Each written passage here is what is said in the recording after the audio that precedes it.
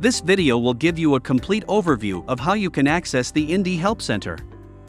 Our system is very user-friendly, but even so, we want to help users when they need it. That's why we have a comprehensive help center that you can access anytime.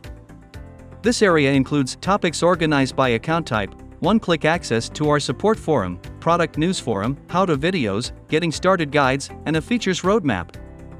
The searchable online help organizes topics by account type. Most topics include detailed instructions with screenshots. To learn more about gamification, you can type in game and press enter.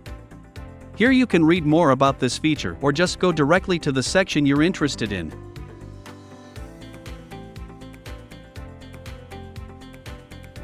The support forum is your go-to place if you can't find an answer to your questions. You will get an answer within 15 to 30 minutes from our support staff. In the Learner Help Desk area, learners can post questions that will be answered by administrators. To learn more about the platform, you can access the Getting Started guides. The how-to videos offer you step-by-step guidance on how to use different features of the platform. If you want to make a suggestion about how to improve the platform, you can leave it under the Suggestions tab.